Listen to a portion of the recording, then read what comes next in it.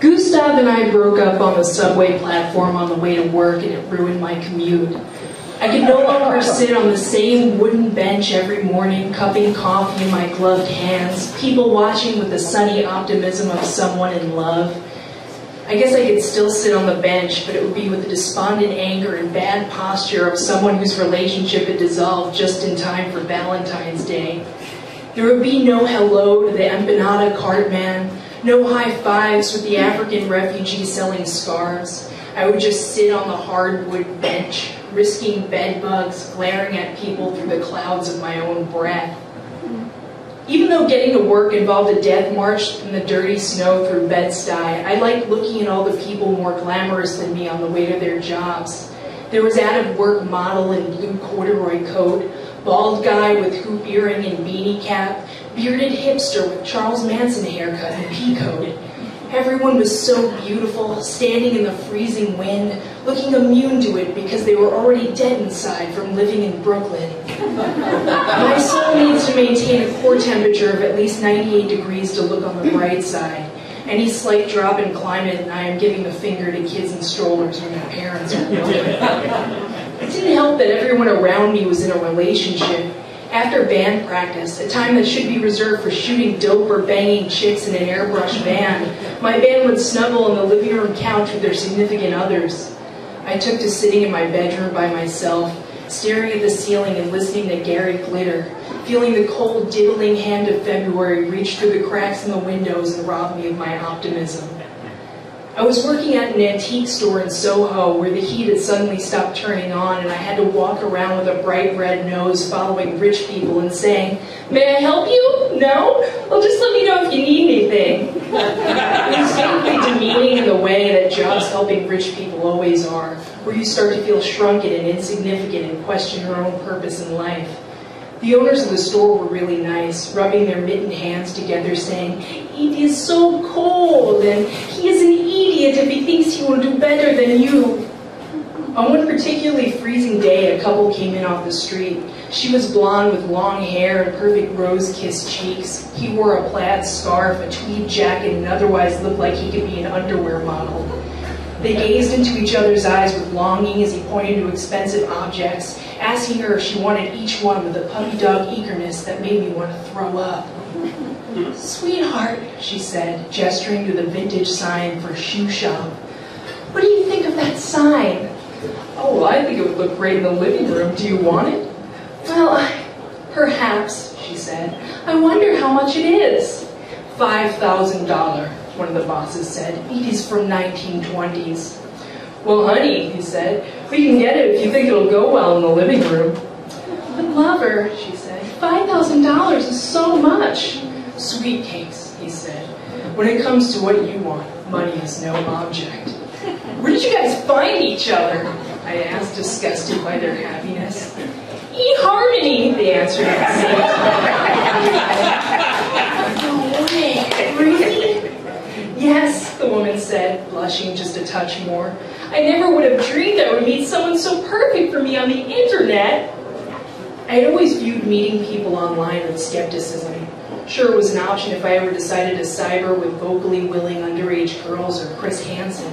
But any relationship I knew that had flourished from the internet seemed like more of a last resort, a cool, dry place where you could just lay down and die, stop doing anything cool, and have regular sex with somebody ugly. But maybe that's exactly what I needed. Somebody ugly to settle down with.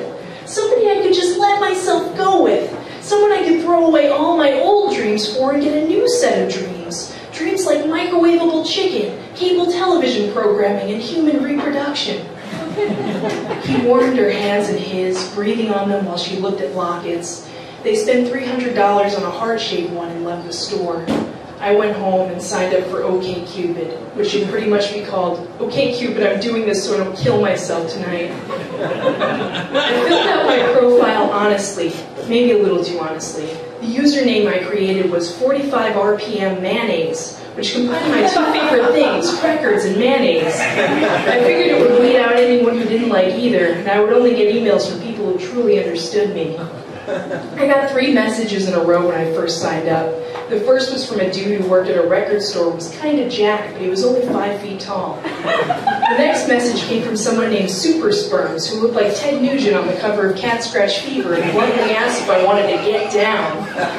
The third email was from a guy who was wearing a trench coat in every photo, and his interests were role play and fencing. Did the anonymity of the internet allow me to be selective? Was I just being superficial? Why couldn't I just get down with Super Sperms? What was keeping me from playing Magic the Gathering with Trenchcoat Guy, followed by a noisy and regrettable makeout on the band couch? Perhaps I should have delved deep within myself to get to the bottom of why I was suddenly a picky, judgmental bitch. There was already so many questions about myself I wasn't sure I wanted answers to. I didn't reply to any of my new suitors and got lost in the sucking void of the internet, looking at profiles of people's projected best selves when I could have been sleeping or crying or writing letters to God. Then I saw him. My soulmate, the person I was destined to be with, based on a computer-generated 96% love match rating. Bearded hipster with Charles Manson haircut and peacoat. Who knew that every winter morning when I had stared down the subway platform, quietly hating everyone around me, that I had actually been gazing into my own future, my other half, who couldn't be bothered with shaving and stood frigid and stoic, looking annoyed by the cold and irritated by the other commuters. I had just written him off as some hipster douche, but how wrong I was! He was so pissy and judgmental, but with his earbuds and skinny jeans, of course he was the one all along.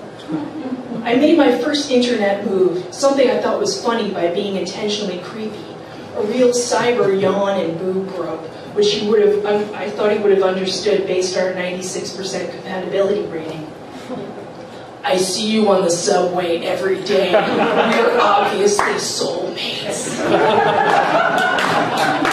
3 days went by before he replied. I was wrapped in 10 blankets in my freezing room, lit only by the computer blue screen.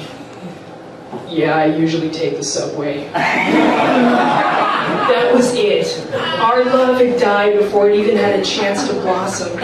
The worst part was he couldn't even bother to spell yeah correctly, and instead spelled it Y-E-A, as in, yea, though I walk through the valley of the shadow of the elevated train, I will not use spell check or fear loneliness, for springtime is upon us, and I will find a skinny girl who listens to Animal Collective, and fits into American Apparel leotards without looking like a chimp in a wrestling suit. Yea, I forsake you, soulmate of Bed-Stuy, and banish you to 6 more weeks of winter.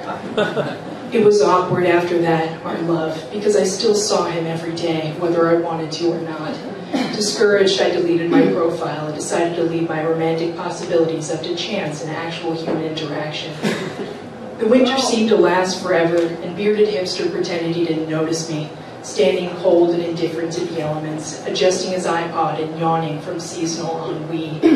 Bald guy with hoop earring and beanie cap read a new book every 3 days, and tall, out-of-work model in blue corduroy coat disappeared and left us behind for nicer neighborhoods and other subway stops.